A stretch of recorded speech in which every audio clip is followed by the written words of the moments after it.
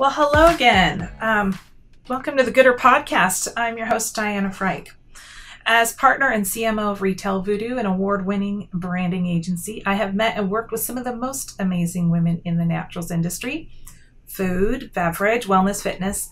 And as such, I created the Gooder Podcast to interview these great people and subject matter experts and have them share their insights and expertise to help businesses all around the world become gooder. I'm really very excited today to introduce my guest, Perteet Spencer. Hello, who is co-founder of AYO Foods, correct? Is it AYO? Yep, it's AYO. Thank you so much for having me, Diana. It's so great to be here. We love what you're doing at Gooder. Oh my goodness. Well, a little bit about Perteet. She and her husband created a new brand, kind of seeking to build a more inclusive food system that reflected her experience growing up in a Liberian family. They launched the AYO brand last summer with the vision of creating a platform brand that celebrated ingredients and flavors in the culture of West Africa, African diaspora. You'll have to tell me, that's a big word for me. You'll have to tell me a little bit more about what that is. Prior to launching AYO, Perteet held brand, sales, and consulting leadership roles at Lego, General Mills, and most recently Spins. When she's not actively working on her brand, you can find Perteet spending time in the kitchen, of course, with her two girls, or advancing issues of food equity through her involvement in the Food Recovery Network, a nonprofit focused on eliminating food insecurity through food waste recovery. Well, welcome, Miss Perteet. How is Chicago today? Oh man, it's actually a beautiful day in Chicago. We've had a few days now of like slick ice and really Right. cold weather, and we finally got 50s today, so it's beautiful. I hope an indicator of like lots of good things to come. We had a little bit of that in Seattle too, where it literally just a week and a half ago, we had almost 2 feet of snow within 24 hours, which is abnormal for the Seattle metro area. And then in 3 days, it was 50 degrees and the kids were walking around like in tank tops because the swing in temperature was like, the body was like, what is happening here? So, but I think that's a little Chicago-ish to have those kinds of swings, if I remember correctly. Oh, a little Chicago-ish, and I guess grateful we're here versus Texas, on a day like today, and thoughts go out to all those folks too, and hopefully they're hanging in there. Yes. Oh dear. Well, let's talk a little bit about why we're here today. First of all, thrilled to be talking to you about African food in the U.S. market, right? So before we dive into kind of like the business of it, can you share a little bit about AYO Foods? Why did you create it? Why does it exist outside of just making the product? What does it stand for? Yeah, it's such a good question. So AYO actually means joy in Yoruba.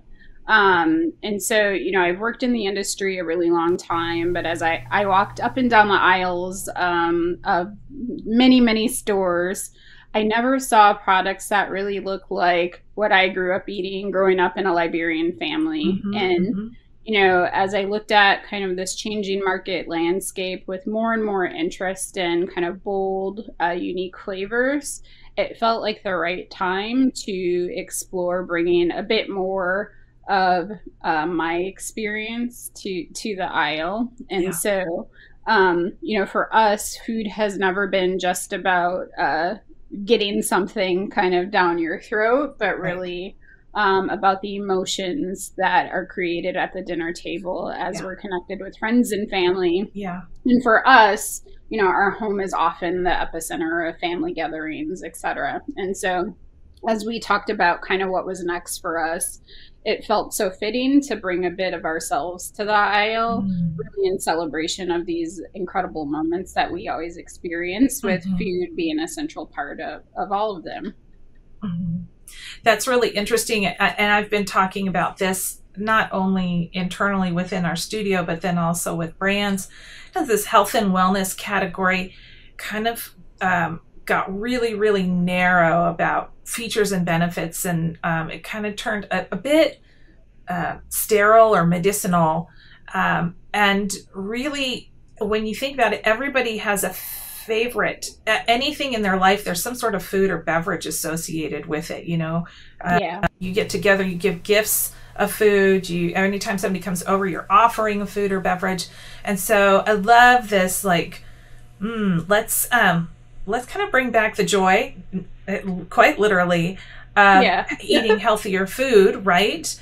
As part of a staple. It doesn't have to be a special occasion. It could be dinner. It could just be dinner. So talk about that a little bit more. I'm more familiar with North African foods because that's a little bit more visible and prevalent, at least in the Northwest. We start talking about Sub-Saharan, West, and Southern African cuisine. Always interested in learning it because I'm a little bit of a foodie, but I don't really know what to expect. So can you share a little bit of, like, what is West African food? What can somebody expect from spices and ingredients and flavors? Yeah, it's interesting because in a lot of ways you can say, what is it not, right? Yeah. Because, I think one thing that's important to know, like when we launch AYO is, my family's from Liberia, but we're really representing a region of 17 countries. Wow. All with their own unique traditions and flavors. And so for us, we think of AYO as really a bit of exploration through West Africa, using kind of food as our guide. But, I think what's pretty consistent, and it's also been fun to see even similar dishes called different names in different countries, right? So we just launched a new item this week called Puff Puff, which is essentially a yeast-based bread that gets deep fried and can be served. Yes, it's delicious. It's like powdered sugar. You can put pepper sauce on it, but it's called about 5 different things depending on the country you're in, right? And so I think what we are really trying to do with AYO is bring some of our favorites to life and really start that discussion. But I think what is pretty consistent across everything that you'll find is really bold flavors, really unique ingredients, and so that are really produce forward, right? And and I think a common theme is like using the full value of the produce. And so like you think one of our dishes is called cassava leaf. Yeah. And folks know cassava or yucca root. That's a common thing in flours. Sure. It's chopped and fried, but we're actually using the leaves of that root that often go unused in other countries, right? And so there's a resilience and a resourcefulness that I think is common across that diaspora of like using what you have to create something really delicious. Yes. But you tend to see bolder flavors. There's a lot of like stews or slower cooking.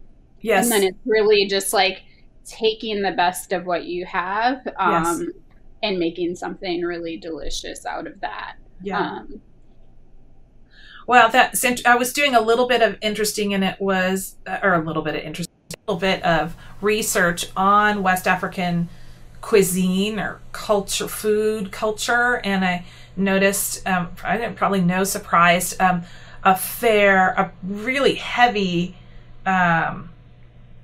influence from, of course, many European countries, mostly those that were out on ships, so the Spaniards and the Spaniards and the Portuguese, and so there's little bits here and there kind of impacting the flavor profile.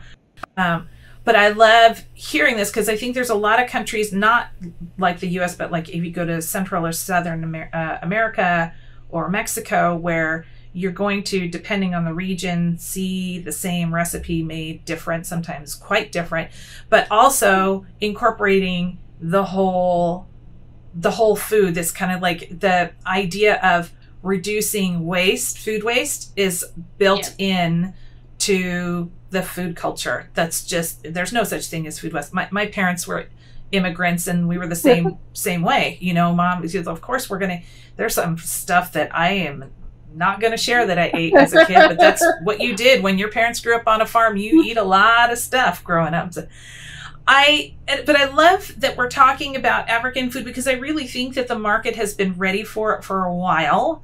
And I guess I wanted to say, trying to kind of make something that doesn't exist yet. You know, we were talking about this, your experience with spins, right? So we know as marketers, we're always looking for data. Brand marketers, we're looking for data. We work closely with spins to kind of, where's the white space? But you can't find white space because you have to kind of look in between data, so to speak, to find that white space. Now, you've worked for General Mills and spins, and you know, I think that, well, I should probably let you answer this. Was it hard to wear your research expertise hat and creating this passion brand at the same time and starting from scratch? You know, yes and no, I'll say. And what I mean by yes and no is, while there was not data that said, you know, West African is going to be the next place to go, right? There are market indicators. And so, you know, one of the things I used to always talk to brands about is like, you have to mine the data to like uncover the story that helps support your brand. And like, the answers are never always in the data, right? Like the data tells part of the story, but there is always, if you think of like the data as the head and the heart, like you always have to kind of bring some of the heart. Yeah. I think in the case of AYO, we just had to bring probably a little bit more heart. But there were good kind of head indicators that we got from the data, you know. So while we didn't see West African bubbling up, we certainly saw the emergence of a lot of different kind of international flavors and flair that were percolating. Even some of the ingredients were starting to percolate, like some of the greens, some of the cassava roots that were all indicators that now might be an interesting time, even if the data didn't point us directly there. And so I think part of it was being comfortable that the data that we had told enough of a story. Yeah. And then certainly leaning into partners who could get there with us, right? Yeah. And so, you know, we're a young brand, and so you know, there's still many folks who are like, I don't know if my customers will like this. And, you know, that's okay. I think, you know, creating a new platform is not easy. So my husband and I always joke that, you know, we're doing it the hard way, you know, and that we're creating a new space. But, you know, we're so grateful that we've had some tremendous, like, retail partners who have jumped on because they can see the vision and they can see the tea leaves in the market and other places. And so I think we used what we had, and then, you know, beyond kind of what's happening in retail, we saw some interesting things happening in the restaurant space, which is another great indicator. And so I think you just have to use all those data points to really point you in the right direction, but then lean into the heart a little bit too. I think you have a really great opportunity because you've come from the world of data, and so there's probably quite a bit of intuitiveness that you already have, even if you didn't have access to what we would call traditional research, like a SPINS or an IRI or et cetera, Nielsen, et cetera, et cetera. So it doesn't sound like there was necessarily, well, maybe there was. Is there kind of any kind of emotional consternation moving forward, or are you and your husband a little bit more like, well, the data and, you know, we're feeling pretty good about this? Or were there any in the beginnings were there any hiccups or any fears or feedback that was maybe making you a little bit nervous and telling your gut different things than maybe you wanted to hear? Yeah, I mean, I think we're on this journey real time, right? And so I think we're learning as we go. Yeah. We launched July 15th, which is like right in the middle of the pandemic. And so I think we're learning as we go and kind of applying those learnings kind of real time. So, you know, Rome was not built in a day. And so we're not expecting that the AYO empire will be either. But I think we are taking good nuggets that we're learning along the way. Yeah. And even as you think, we've got innovation coming out this year. And I think one of our key insights was There are some really unique special things about just even the preparation. So you asked earlier, like, what is unique? A lot of it is like this slow cooking style, to get those like really unique layered flavors. And so I think you'll see from some of our innovation coming out, like perhaps slightly more approachable ingredients, but still protecting those like really unique layered flavors. Right. And so we think there is a home for all of it, right? Sure. But just having a line that kind of meets people where they are, knowing that we are creating a kind of new platform in grocery. How are retailers responding to this? And you've already alluded to having some great partners, but are you seeing certain regions or certain types of retailers that are more open to what you're up to? And are they giving you really good feedback? Yeah, the feedback has been wonderful, and I think we're getting kind of good traction in different pockets. And so to me, it's a sign that those tea leaves that we thought were there were there. So our launch partner was Whole Foods across the South, and you know, the items are doing well there, but we've started already early this year to expand. So we'll be in some Market of Choice stores out west. We just expanded this week to Mariano's across Chicagoland. Working hard to get out east, where we know we have a really strong West African immigrant population. But I've been really...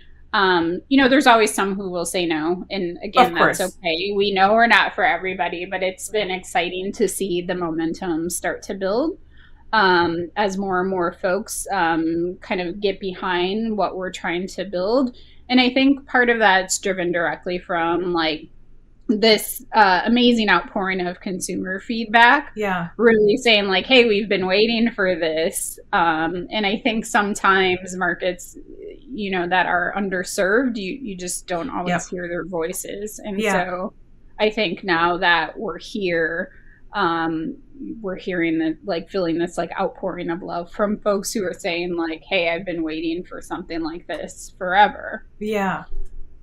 What I find interesting is I am seeing a tremendous variety of innovation coming out of Chicago right now. And I don't know if it's because you guys have some really powerful incubators and entrepreneurial startup communities that are in there. But can you speak to that at all? Are you seeing, like, are there seeds being dropped there that just that is making it, drawing and attracting all of this good thinking and these juices, so to speak? Yeah, so it's interesting because I think Chicago is a town that's probably long overdue for that notoriety. Like, it is such an incredible food town, right? And that's not surprising that, you know, it's one of the larger restaurant hubs. There's so much great, like, ethnic food, but really all food. Because of the diverseness of the city that's Chicago. And so in some ways it's surprising that this kind of startup hub didn't begin sooner. But I think there is a really exciting and interesting ecosystem that's really developed here that extends well beyond restaurants. And as you think of it, you've got now big CPG, you've got you know, some of the major data providers, you've got Spinge, you've got IRI. You have some amazing kind of financial partners and incubators. You know, AYO started in the hatchery. Oh, did it? And so Natalie, she's a powerhouse, man. So as you think of all of that coming together with the richness of what is already Chicago, I think the innovation is just starting to kind of steep out of that. I think it's great. This is my not so secret is actually Chicago and, strangely enough, New Orleans are my two favorite cities in the United States. Now I haven't been everywhere. We love New Orleans. We love it. Yes. But there's something about Chicago being kind of like the every man's land. I don't know how to describe it, but it's like you can have your culture, but it's accessible by everyone, and you have all sorts of visual arts and architecture, and so you're right, it's like it's so great to finally see it moving into CPG, and even from a restaurant perspective starting to get some traction from a notoriety standpoint, and not have it just be so entrenched in, you know, LA or New York. And so it's good to see that. Absolutely. Yeah.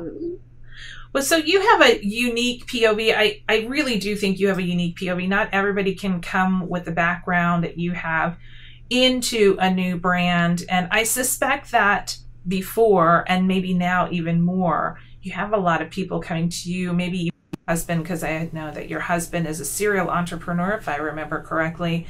And I just wonder, how kind of feedback are you giving people, or advice are you giving people? I know it seems like strange, like you haven't been around for not even a year yet, but I suspect people are coming to you and saying, how do I do this? What kind of guidance or what kind of advice are you giving people right now?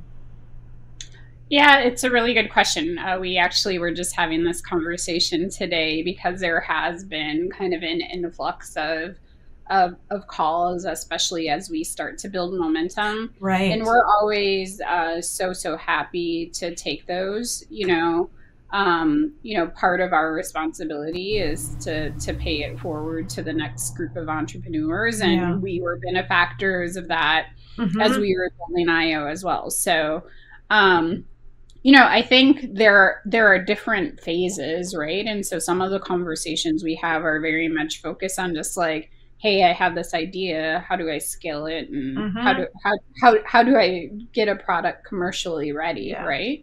Yeah. And then there are more questions around like, hey, I have a commercially ready product, but I'm trying to understand like how to scale it to retail, et cetera. Right. And so, I mean, I think we have a unique vantage point in that, we have, like, I've managed big brands. My husband has started companies from scratch before. And so, to your point, we try to just like meet people where we are and help where we can. We certainly don't have all the answers, but we're always happy to share what we've learned along the way, not only through building AYO, but through our past experiences as it's helpful to folks. But I mean, I think one of the consistent themes as we talk to people is just one, like, just do it, right? And so, Thank you. This is an idea that we were sitting on for a couple of years.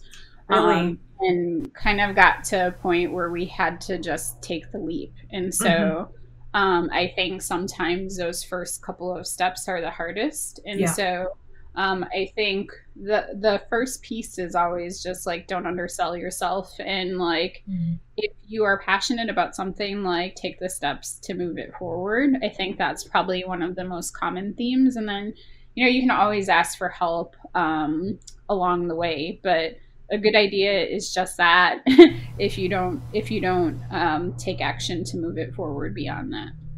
Yeah. I also want to say I have noticed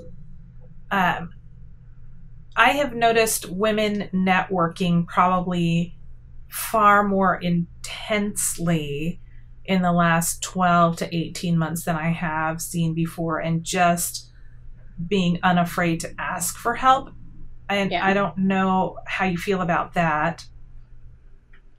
Yeah, I mean, I think it is hard to start a business. Like, like I've heard folks talk about like the emotional roller coaster that is entrepreneurship. And I think that's like very, very real. Like we have some days that are amazing and some that are much, much tougher. And so you need a kind of community of folks to get through that, and help support you along the way. And so, I think, I don't know exactly what is driving that shift that make people more open to it, but I think it's definitely a welcome change, in that, I've had so many great women help us along the way, just as we were struggling with things or wanted to get feedback on partners. They've been just really terrific in kind of helping us along, and we're committed to doing the same for the folks who are starting behind us. That's awesome. Along that whole helping or standing for something good, I notice this, is it Moonboi project? Am I saying that correctly? Moonboi? Yep.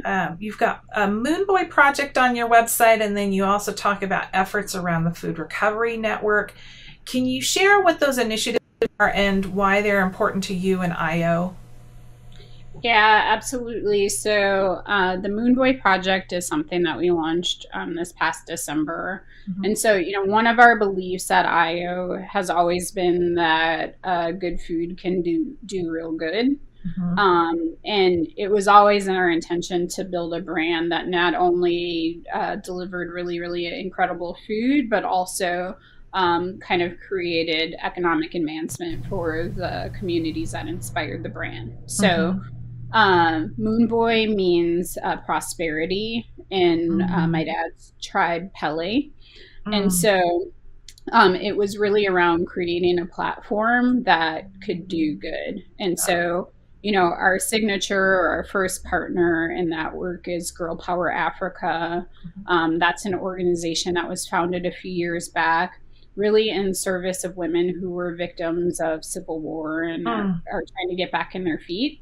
In Liberia. And so our first kind of major project with them has been the conversion of about 15 acres of land into working farmland that will be used. The yield of that farmland will be used for those women to create businesses of their own, to really get back on their feet and create a new path for their lives. Oh, wow. And then beyond my work with AYO, I serve on the board of the Food Recovery Network, and that was really born out of my interest in kind of changing or impacting all facets of our food system. Mm-hmm. If you look at kind of our waste rates, it's alarming. So you've got about 40% of our food that goes to waste. The food insecurity rates have increased by about more than 50% during the pandemic. So it's an issue that's not going away. Mm-hmm. And to me, that's just like a very solvable problem. If we have food we're throwing away, but people are going hungry, it just doesn't make sense.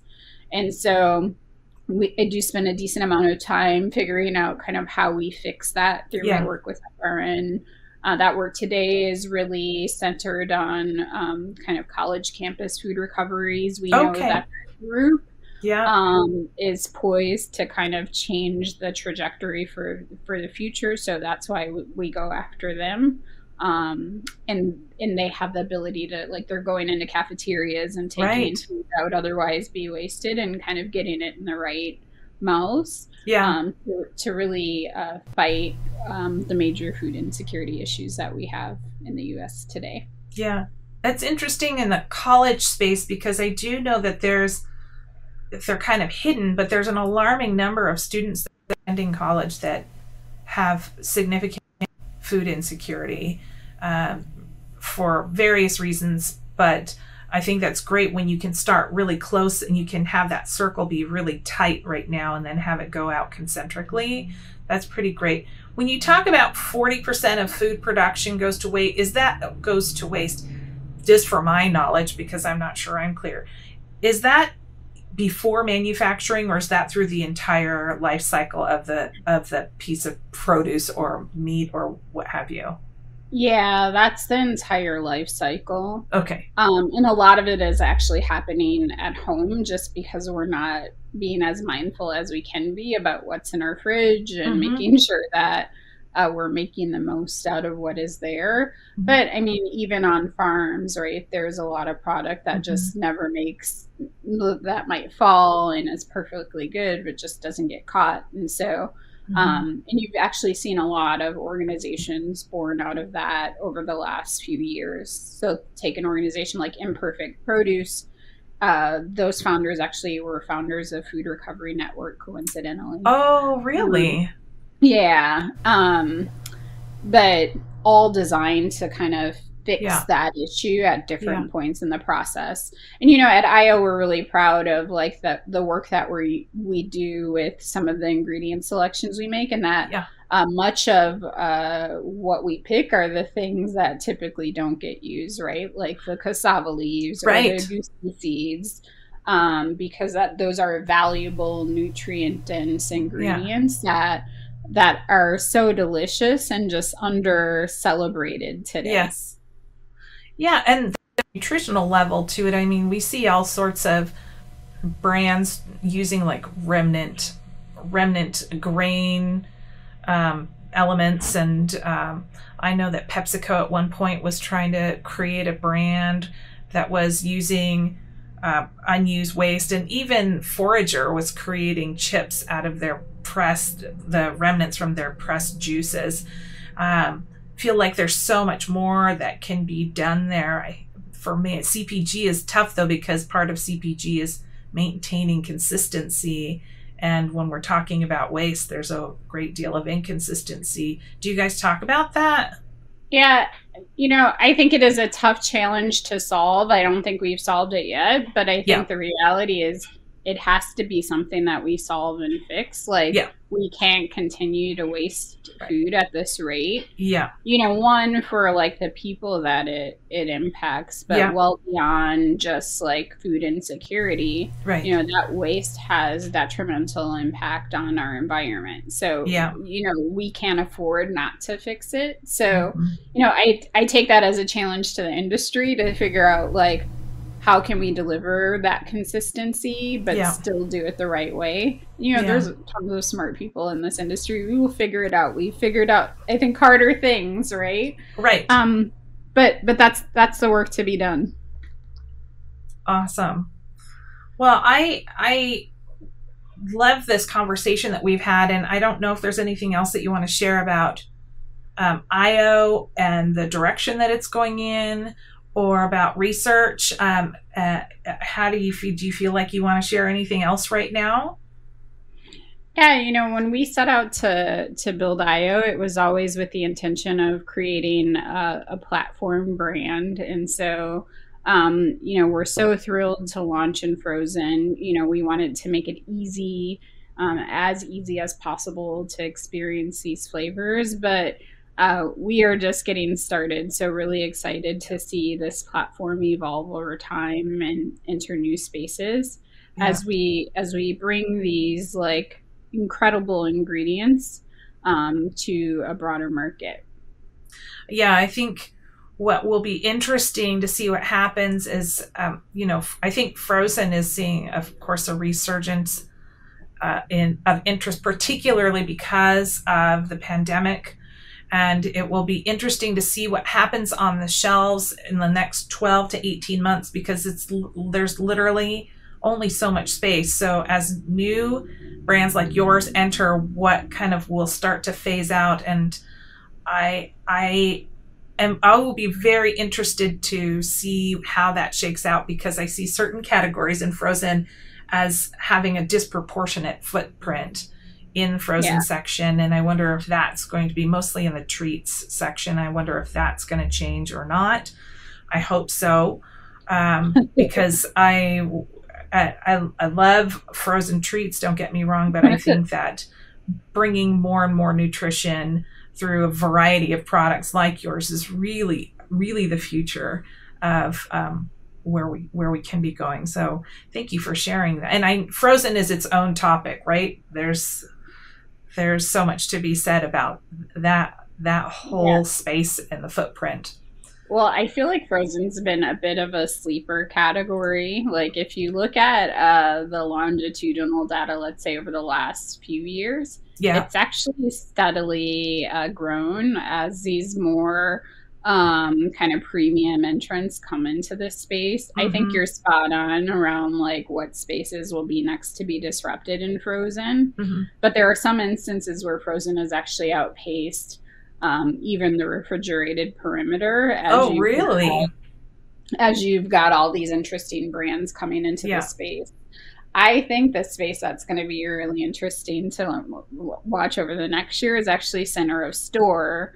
As you know, the dated brands kind of got new life over the pandemic as people were Yeah. coming back into the center. And so I think Yeah. there's just like really interesting things. Like I worked on Betty Crocker for a while Hmm. at General Mills and seeing kind of the innovation coming to baking and categories like Yes. beans. Like I think that resurgence is really interesting as Hmm. well. So it'll be a fun 2021 to see at the end of the year kind of where we land Yes.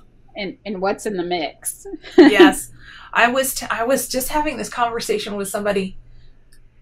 This was about a month ago, and they said, well, what do you think is going to happen, in 2021? And I said, based off of the conversations I've been having in the last 6 to 12 months and the work that we ourselves have been doing, I think consumers' brains are going to do double, triple flips by the end of summer. The amount of innovation, all of the, redirecting all of these marketing allocations, and figuring out how to take care of supply chain, and everything had to be rejiggered. And so it kind of reinvigorated the innovation process in so many organizations that you're right. I mean, Betty Crocker, for an example, is prime for the pump for the situation that we're in right now. The whole premise was making baking easy. That was how they came out. So why wouldn't they double down on that and explode, right? So it'll be, I think that's a very interesting center of store, but I think brands across the spectrum, even outside of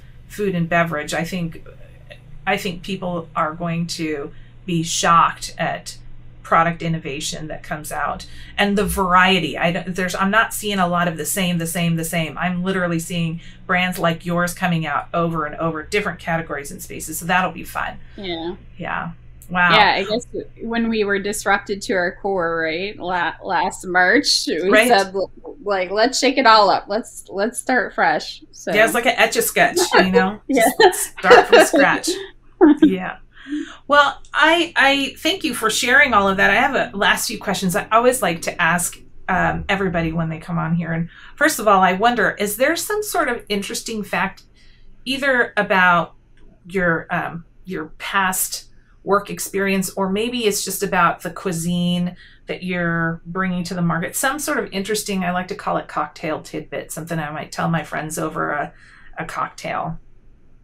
So I think one interesting a factoid or like fun piece of cocktail conversation is Jollof, which is one of our SKUs, is actually like one of the most greatly debated items in that whole West African diaspora. So while there is generally love and excitement across all countries, the great debate over jollof and what country makes the best is actually a source of great tension.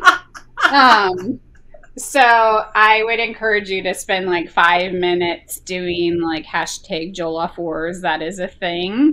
And I think you'll be pleasantly surprised, or at least entertained for a few minutes by like this like friendly banter that can get pretty heated pretty quickly.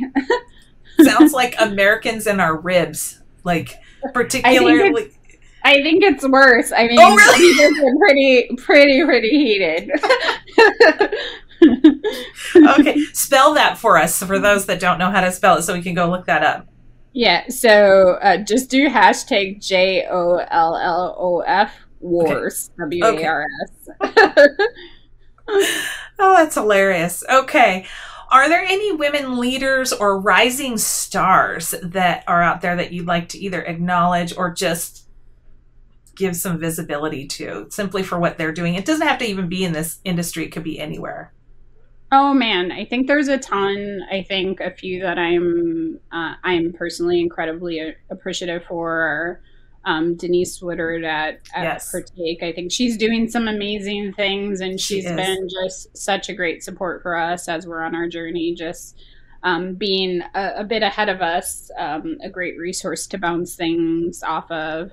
Karuna Rowell, who I know connected us, is just doing really great things. I'm excited to see Nature's Fine hit the market this year. I think they're going to be big disruptors in plant-based, and I'm so excited to see what they're doing. Shayna Harris and Norma Cardita are doing some awesome things on the capital side, which I know has historically been a big barrier to see more of these incredible businesses ever kind of meet the light of day. And so with their supply chain capital, I'm super excited to see what they'll do. And Diane, I just appreciate women like you who are like creating a platform for strong women to be highlighted and featured, and thank you. Really inspire folks. Thank you. That's generous. I appreciate that. Thank you. You've already talked about this a little bit, and you've already covered it, I think, you know, kind of what brands or trends you've got your eye on. But it sounds like center of store is where you've got your eye on right now. Yeah, I mean, I think to your point, like this has been such an interesting year. I think it will be hard for the market not to respond across the store. I think the center, is primed to be most disrupted, but I think there are a lot of spaces just in kind of food tech that it will be interesting to see what happens over the next year. So you know, I think one of the most obvious spaces that I think jury's still out and kind of what it looks like in 5 years is plant-based market, and kind of how that evolves and continues to make headway. It's certainly not going anywhere. But I think just food tech is a space that I'm really interested in. And I think as you see more of that type of innovation come to the market, I think it's really going to disrupt how we think about food and consume food overall. Yeah, I'm really hopeful that food tech will have the ability. I spoke with Rebellious, Christy Legali over at Rebellious, I don't know if you know her, about using food tech to kind of lower that price barrier so that more people can get into healthier eating. Because right now, pretty much across the board, eating inexpensive means mostly eating not well. And that's not across the board true, but very common. So that's what I'm most excited about from a food tech standpoint. I'm also interested in what will happen with grocery stores in general and how they're going to change based off of how we'll see how consumer trends shift here in the next 12 to 18 months. But I suspect the footprint of the store is going to change pretty dramatically. And that will be very interesting to watch. Yeah, and I think even pre-pandemic, you started to see kind of new formats start to come to market. I think that's only going to be more accelerated during kind of post-pandemic as consumers are just looking for a different experience when you're in the store. Yeah, especially since it's pretty much the only place that you can go to on a regular basis right now. You kind of want a little bit more. Oh man. Okay. How are you keeping yourself sane these days? You were at Spins. You're starting a new job. You've got 2 kids at home, and you have a husband that's a serial entrepreneur. There is no downtime, I'm guessing, in the household. Yeah, not a lot of downtime, but it's so fun. So, you know, we have so much passion for what we're trying to build. And so I'm sure at some point we'll have to figure something out. But like at this point, we're all in on AYO. Oh, that's awesome. I see this platform succeed. And, you know, my husband often jokes, he's like, I don't get why people hop on calls and say happy Friday. He's like, it's just another day. Like, we have every day to look forward to. Yes. And so we love what we're doing right now. And so for better or for worse, like that has become our downtime. You know, yes, I understand that.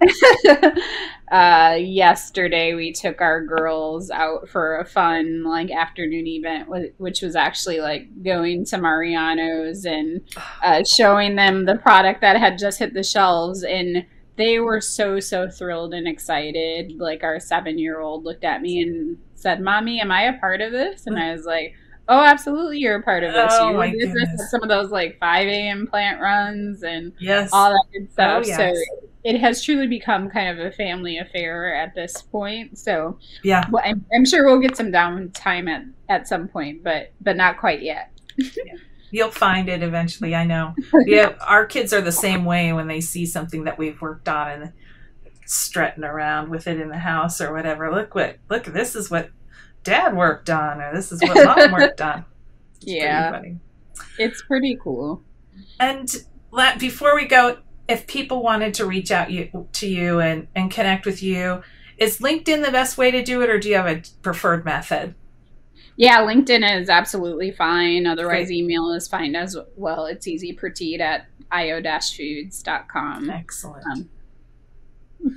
Well, I thank you so much for your time today. I know we could probably talk more, but I am grateful for the time that we've had, and thank you for sharing about what's happening. We'll definitely be watching what happens with AYO, and can't wait for it to come to Seattle so that I can give it a try. Do you have any idea when that might be? I'm hoping later this year, fingers crossed. So, okay. So we're working our way in that direction, but not in Seattle just quite yet, but hopefully soon. Well, if you need a heavy, just let me know. Yes. Let me know who to talk to. I could pull a little Chicago attitude and go and visit some people if I need to. Love it. It always helps to know some people, so I will keep that in mind. Oh, thank you so much. Thank you, Diane. I appreciate it. Yeah. This episode is sponsored by Retail Voodoo, a creative marketing firm specializing in growing, fixing, and reinventing brands in the food, beverage, wellness, and fitness industries. If your naturals brand is in need of positioning, package design, or marketing activation, we're here to help. You can find more information at retail-voodoo.com. And so there you go. I hope you enjoyed this episode. Thank you so much for hanging out with us today. And if you haven't already, be sure to subscribe to this channel and share with your network. Until next time, be well and do gooder.